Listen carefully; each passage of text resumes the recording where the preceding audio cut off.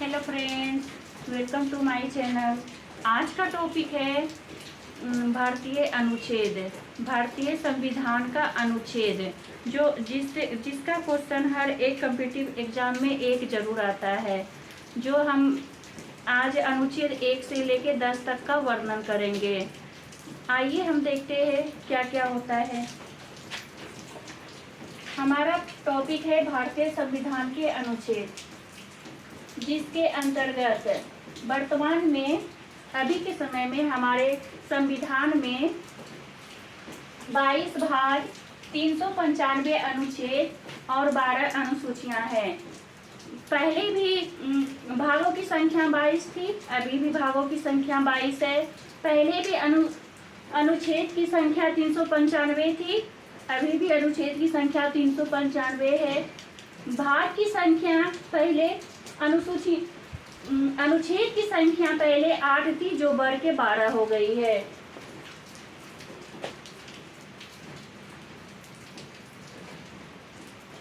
अनुच्छेद फर्स्ट यानी कि भाग 1 के अंतर्गत, आर्टिकल 1 से लेकर 4 तक वर्णन किया गया है। यानी कि हमारे टोटल 22 भाग है। 22 भाग को अलग अलग क्षेत्र में बांटा गया है, अलग अलग भागों में बांटा गया है।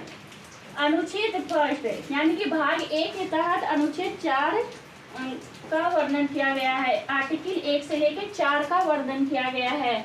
अनुच्छेद फर्स्ट के अंतर्गत संघ एवं उसका राज्य क्षेत्र होगा।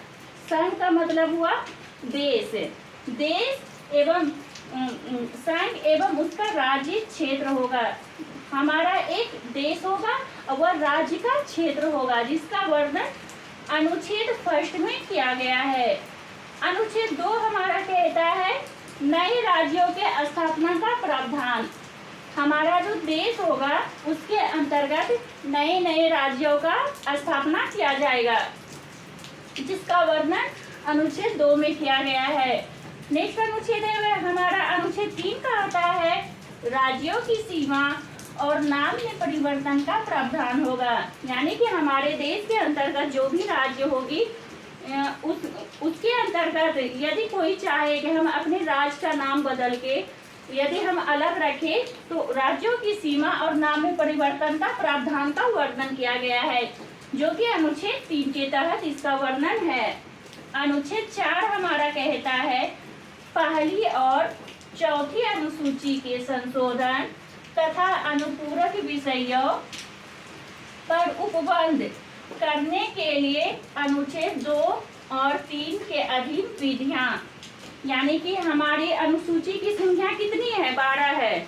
तो अनुच्छेद 4 के तहत पहली और चौथी अनुसूची जो होगी उसके अंतर्गत संशोधन, पहली और चौथी अनुसूची के अंतर्गत संशोधन मतलब बदलाव तथा अनुपूरक विषय पर उपबंध करने के लिए अनुच्छेद 2 और 3 के अधीन विधि बनाई जाएगी, जिसका वर्णन अनुच्छेद 4 में किया गया है। ये हमारा था भाग 1, जिसके अंतर्गत आर्टिकल 1 से लेके 4 तक वर्णन किया गया है। भाग 1 के तहत हमारा आर्टिकल 1 से 4 का वर्णन किया गया है। उसके बाद हमारा आता है भाग 2, जिसके अंतर्गत नागरिकता का वर्णन किया गया है, सिटीजनशिप।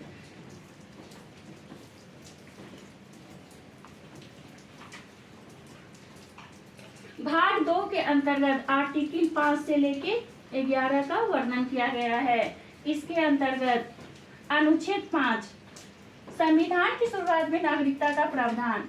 यानी कि जिस समय हमारा संविधान का निर्माण हो रहा था उस टाइम नागरिकता के विषय पे उसका कुछ विषय बनाया गया था, जिसका अनुच्छेद 5 में वर्णन किया गया है।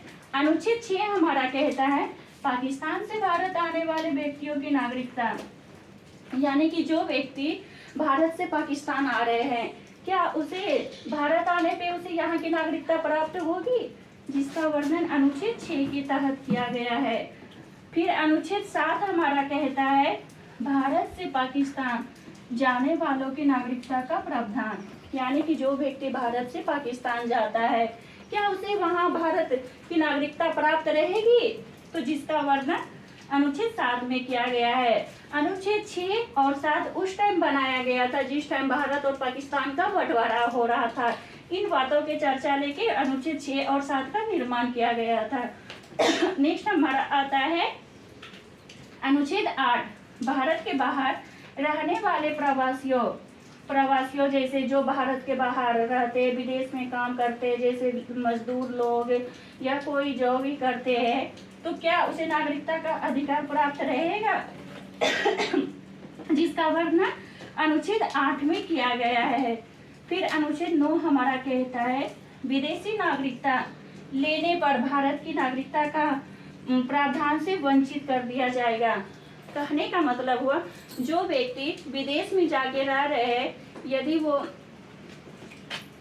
यदि वो चाहे कि हमें भारत की नागरिकता बनी रहे, तो नहीं, उसे यहाँ की नागरिकता से हटा दिया जाएगा, जिसका वर्णन अनुच्छेद 9 में किया गया है।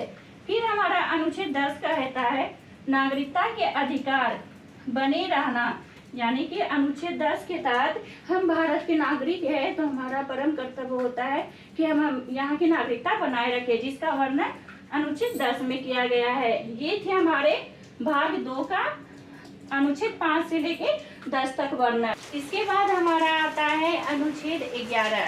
अनुच्छेद 11 हमारा कहता है संसद द्वारा नागरिकता कानूनों का विनियमन का प्रावधान, यानी कि संसद के द्वारा जो नागरिकता के तहत के जो नियम बनाए जाएंगे, विनियमन के द्वारा संसद हमारे जो भी नियम या कानून बनाते हैं उसे रेगुलेशन या विनियमन कहते हैं, उसका प्रावधान, जिसका वर्णन अनुच्छेद 11 में वर्णन किया गया है। ये थे हमारे भाग 2 के अनुच्छेद 5 से लेके 11 तक का वर्णन। अब हमारा नेक्स्ट आता है भाग 3, जिसका वर्णन हम नेक्स्ट वीडियो में करेंगे। बने रहिएगा देखने के लिए। और एक महत्वपूर्ण बात मैं बताती हूँ, जब भी संविधान में कोई संशोधन होता है, कोई नियम बनाया जाता है, तो उसे किस अनुच्छेद के तहत जोड़ा जाएगा? अनुच्छेद तो हमारा बनाया है, उसे कहाँ सेट किया जाएगा, किसके तहत जोड़ा जाएगा? तो आइए मैं बताती हूँ। जैसे हमारा संविधान में कोई नियम लागू हुआ, मान के चलिए हमारा अनुच्छेद 368, ये हमारा है अनुच्छेद 68। कोई नया कानून बना तो उसे कहाँ सेट किया जाएगा? 368 के का, यानी कि यदि हमारा नया नियम बना है तो या तो उसे का के अंतर्गत जोड़ा जाएगा, या फिर का हमारा पहले से बना हुआ है तो उसे फिर खो के अंतर्गत जोड़ा जाएगा। इस तरह से हमारा संविधान में कोई भी परिवर्तन होता है, कोई भी बदलाव आता है, कोई नियम बनता है, तो हमारे या का या खो के अंतर्गत उसे जोड़ा जाता है। इस तरह से हमारा संविधान का नियम बनकर तैयार होता है।